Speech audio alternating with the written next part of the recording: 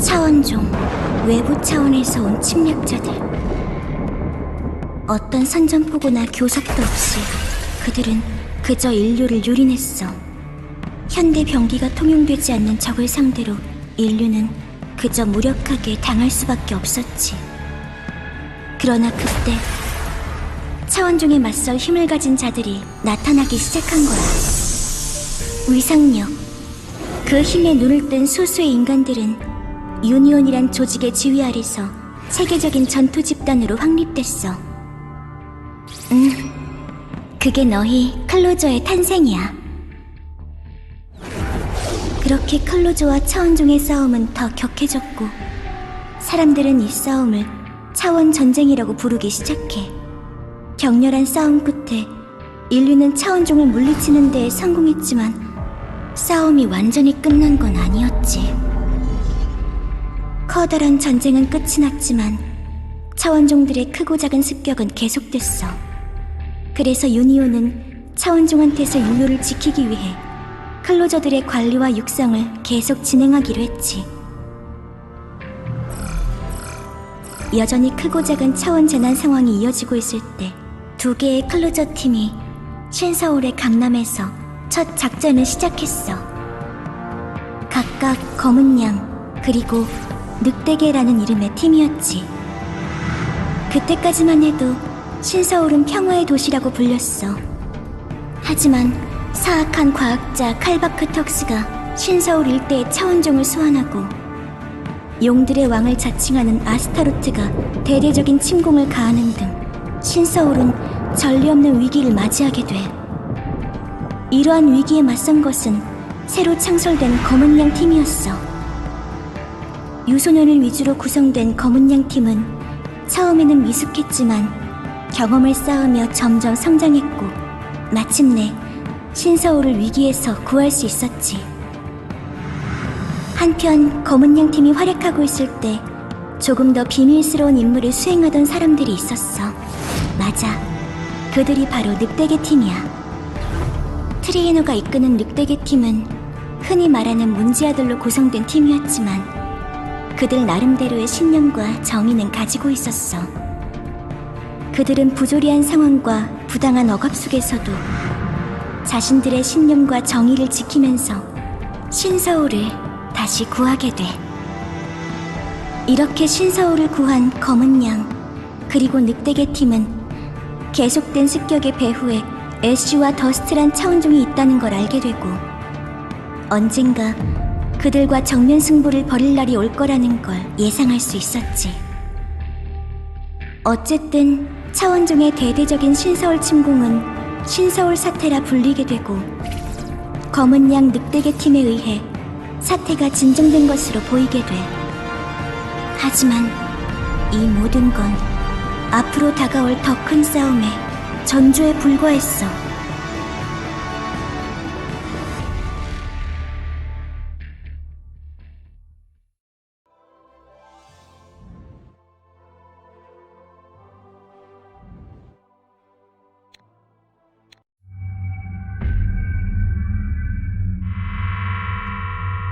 소위 신서울 사태라 불리게 된 대대적인 침공이 있은 뒤 신서울 지부의 지부장 데이비드 리는 적의 재침공에 대비하기 위해서 지금까지 사용하지 않았던 공중전함의 재운용을 감행했어. 그런데 그때 이리나가 이끄는 베리타 여단이라는 테러 조직이 나타난 거야. 그들은 전함이 정박 중인 공항을 습격했고 검은 양 팀은 차원종이 아닌 인간들과의 싸움을 강요받게 됐지. 그리고 힘겨운 싸움 끝에 그들이 알아낸 진실은 그들의 상관이었던 데이비드 리가 베리타 여단을 부리는 흑막이었던 사실이었어.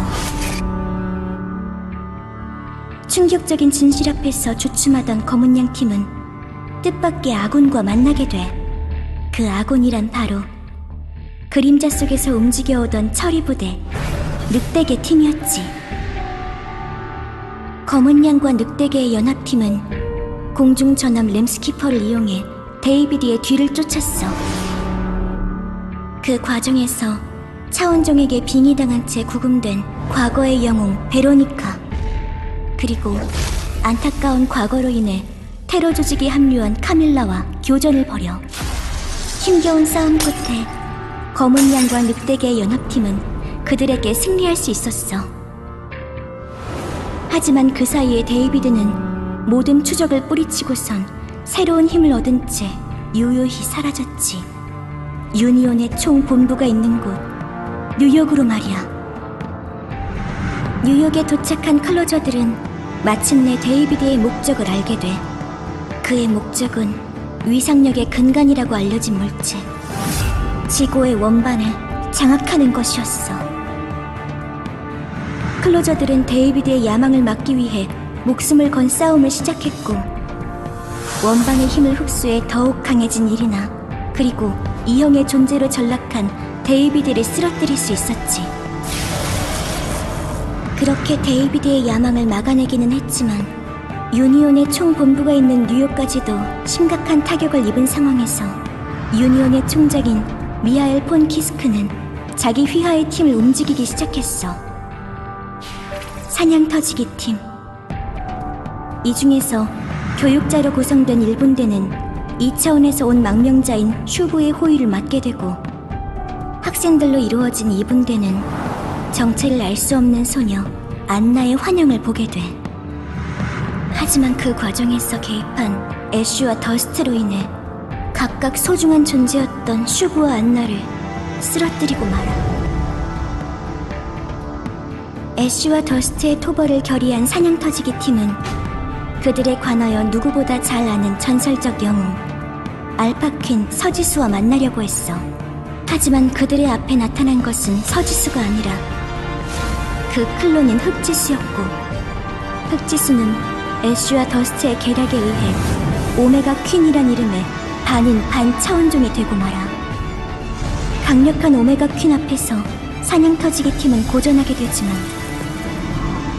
뒤늦게나마 조력해준 서지수의 덕분으로 무사히 오메가 퀸을 쓰러뜨리고 흑지수를 구출할 수 있었어. 그렇게 사냥터지기 팀은 자신들의 거점인 성으로 돌아가게 돼. 그들을 뒤에서 조종하고 있던 흑막이 그곳에서 기다리고 있다는 걸 모른 채로.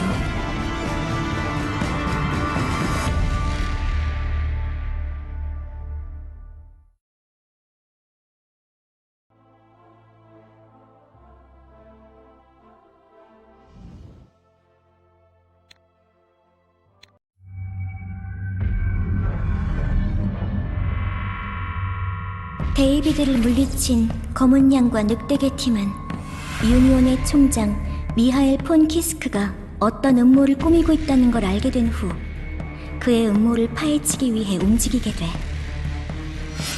이에 맞서서 미하엘은 인공 클로저를 마음대로 조종할 수 있는 제어 코드를 이용해 사냥터지기 팀을 협박한 다음 조종하기 시작했지. 하지만 검은 양과 늑대계 팀의 활약으로 사냥터지기 팀 역시 미하엘의 주박에서 풀려나게 됐고, 세 개의 클로저 팀은 힘을 합쳐서 미하엘의 신복이자 광기의 과학자인 호프만을 물리칠 수 있었어. 하지만 생존한 호프만과 미하엘 총장은 부산으로 도주했고, 클로저들도 이를 쫓아 부산에 도착하게 돼. 그들을 맞이해준 건 과거의 상처로 인해 클로저들을 배척하는 부산 시민들이었어. 클로저들은 그들의 싸늘한 시선을 견뎌가면서 묵묵히 싸움을 해나갔지. 결국 클로저들은 부산 출신의 클로저 장미숙과의 오해를 풀고 미하엘의 수하이자 특유의 변장 능력으로 민심을 이간하는 언터처블 김지현을 쓰러뜨릴 수 있었어. 이 과정에서 조력자인 줄 알았던 닥터 H가 호프만의 아내이자 비인도적인 실험을 자행하는 존재라는 걸 알게 돼. 그리고 그 닥터 H, 메리에 의해 여동생을 구하기 위해 센텀시티를 찾았던 최민우 경정이 사망하고 무스카라는 고위급 차원종의 숙주가 되고 말아. 클로저들은 절망 속에서도 무스카와 맞섰지만 총장이 만들어낸 제2의 어린 클론 오메가 나이트로 인해 상황은 점점 심각해져만 갔어. 클로저들이 센텀시티에서 궁지에 몰렸을 때 새롭게 결성된 시궁지 팀이 그들과 합류하게 돼. 그들은 부산 근처에 버려진 섬인 쓰레기섬에서 결성된 팀인데 교단이라 불리는 차원종 추종 집단을 쫓아서 부산으로 건너온 상황이었지. 이들은 오메가 나이트와 함께 만들어진 옛 영웅의 클론 즈나 그레이스의 도움으로 클로저들과 힘을 합칠 수 있었어. 마침내 모이게 된 4개의 클로저 팀은 각자 괴물이 된 호프만 부부를 물리치고 폭주하는 오메가 나이트를 쓰러뜨렸어. 마지막 순간 오메가 나이트는 미소와 함께 제이에게 힘을 돌려주고 제이는 그 힘으로 김유정의 몸에 있던 차원종의 알을 제거해서 부산과 소중한 사람들을 구할 수 있었지. 그러나 아직 건재한 총장 미하엘은 애쉬의 시신을 부활시켜 어나더 루시펠이란 이름을 붙인 다음 그를 데리고 차원전쟁 마지막 격전지였던 남극으로 향해 남극에서 밝혀진 미하엘의 계획은 스스로 어나더 루시펠의 몸을 차지한 뒤 위상력의 근원인 지구의 원반을 계승할 존재로 거듭나는 것이었어. 미하엘은 이를 위해 의도적으로 차원종들의 창조주인 위대한 의지를 일시적으로 이 세상에 강림시키고 말아. 그리하여 마침내 위대한 의지의 시선이 남극 상공에 떠오르게 돼. 압도적인 징후가 담긴 그 시선을 마주한 클로저들은 위대한 의지가 차원종뿐만 아니라 인류의 창조자이기도 함을 알게 됐어.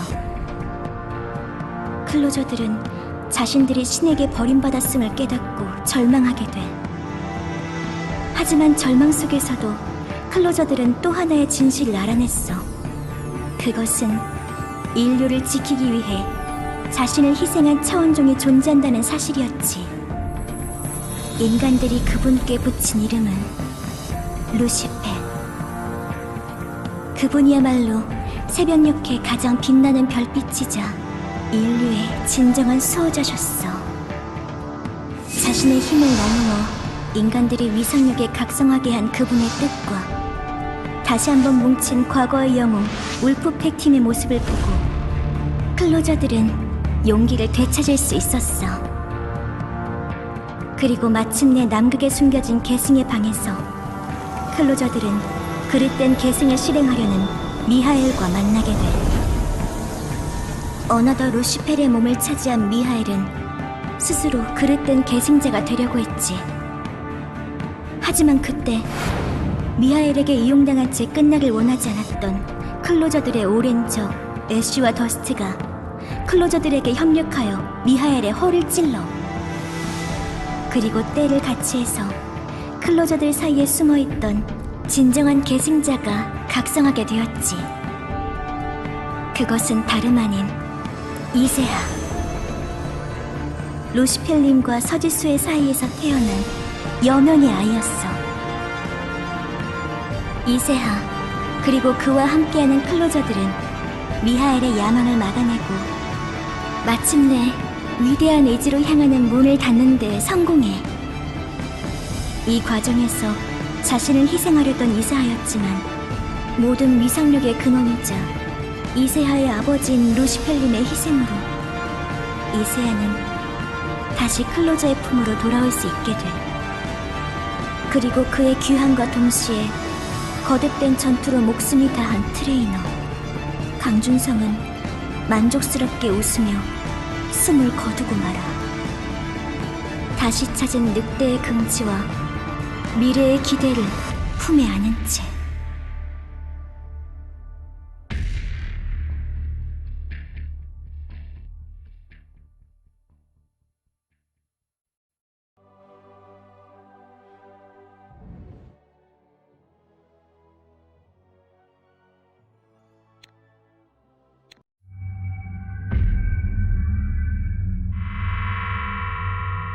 남극에서의 작전을 마치고 유니온 신서울 집으로 복귀한 4개의 클로저 팀.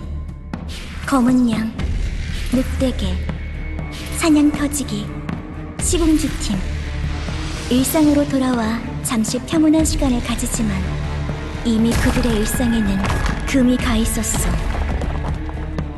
뒤틀린 꿈속에서 나타난 기묘한 차원종에 의해 클로저들과 시민들의 정신이 공격받는 상황이었으니까.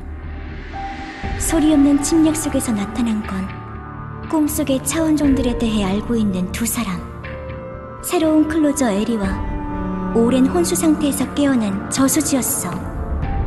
다른 클로저들이 남극에서 작전을 수행하는 동안 별도의 임무를 수행해왔던 저수지와 에리는 마침내 시궁지 팀과 합류하게 돼. 그들은 꿈을 이용해 사람들의 정신을 피폐하게 하는 존재가 밤의 어머니 릴리스의 파편이라고 할 수 있는 릴림이고 에리와도 연관이 있는 존재들이라는 것을 밝혔어. 릴림의 꿈속 미궁을 타파할 수 있는 에리의 협력으로 클로저들은 릴림을 물리치고 다시 한번 신서울의 평화를 되찾았지. 하지만 그건 일시적인 평화에 불과했어. 신서울은 새로운 위협에 직면하고 있었으니까. 불꽃왕의 이명을 지닌 차원종의 군단장과 그 딸이자 교단의 교주인 불꽃의 딸이 신서울을 노려보고 있었던 거야. 그러니까 준비해, 클로저들. 지금까지 없었던 커다란 비극이 너희에게 다가오려 해.